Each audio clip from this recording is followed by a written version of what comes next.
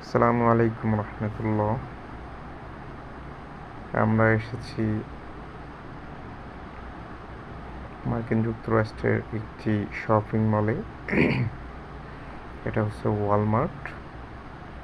এখানে আপনি সব ধরনের আইটেম পাবেন। Cloth item, grocery item, home decor, cosmetics থেকে শুরু করে অল ইন ওয়ান। তো বিশাল বড় শপ এটি। তো মার্কিন যুক্তরাষ্ট্রের বিভিন্ন জায়গায় ছড়িয়ে ছিটিয়ে আছে এই সবগুলো। আমাদের বাংলাদেশের মতো ওই যেসব দোকান বা শোরুম এরকম না, এখানে সব কিছু পাবেন। সব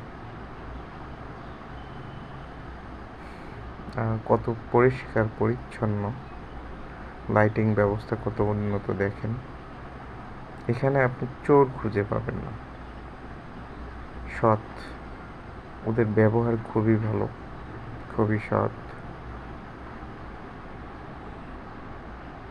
তো এখানে বাজার করার সিস্টেমটা হলো, আপনি ঢুকবেন, সম্পূর্ণ এটা এসি, সেন্ট্রাল এসি দ্বারা নিয়ন্ত্রিত। এখানে ঢুকবেন, ঢোকার পরে একটা ট্রলি নেবেন। ট্রলি নিয়ে আপনি আপনার ইচ্ছে মতো ঘুরবেন, যা যা খুশি নেবেন। ট্রলির মধ্যে নেওয়ার পরে বের হওয়ার সময় আপনাকে পেমেন্ট করে বের হতে হবে। আপনি পেমেন্ট দুইভাবে করতে পারেন। আপনি চাইলে কার্ডেও পেমেন্ট করতে পারেন, পাশাপাশি আপনি হ্যান্ড ক্যাশও দিতে পারেন।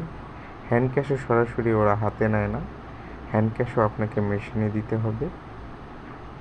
আপনি ধরেন বাজার করছেন $498, ঠিক আছে, সাপোজ।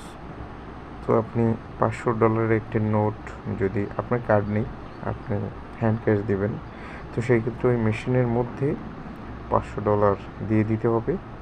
দেওয়ার পরে আপনাকে ওই মেশিন থেকে আবার $2 ফেরত দিয়ে দিবে। স্লিপ দিবে, একটা স্লিপ দিয়ে দিবে।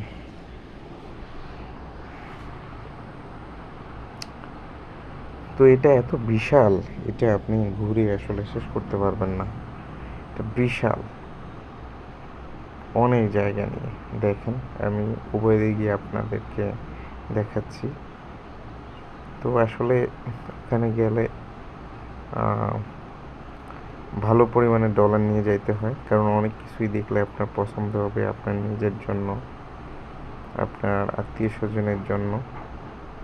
আমরা ওইরকম বেশি কিছু নেইনি।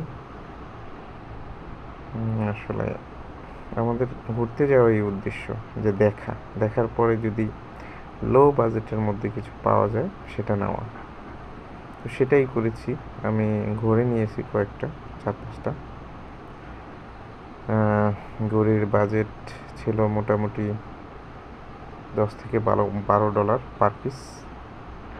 আর পারফিউম নিচ্ছি এক একটা $1.5 করে। আসলে এগুলো হ্যান্ড পারফিউম, ওয়ান টাইম বা কিছুদিন ইউজের জন্য আর কি, ওটা বেশি দিন যাবে না। নিয়েছি 5-7টা।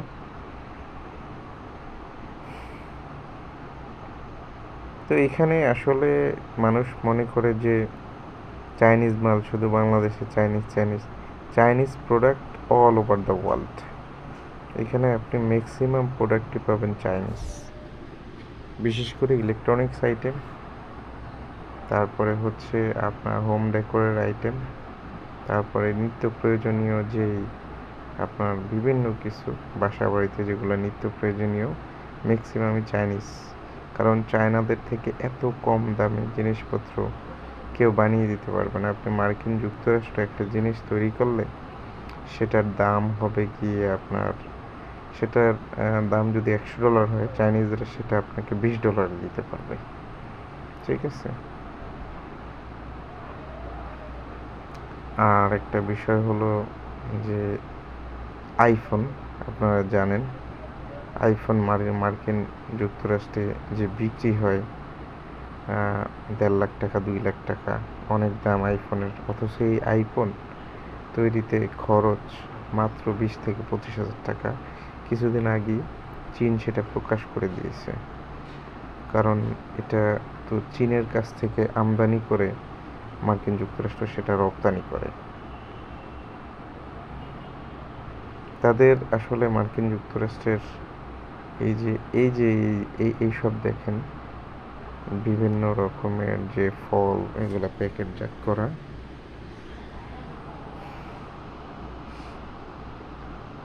এগুলোও ম্যাক্সিমাম ওদের মার্কিন যুক্তরাষ্ট্রের পণ্য খুবই কম। ছোট ছোট আইটেম ওরা খুব কমই তৈরি করে।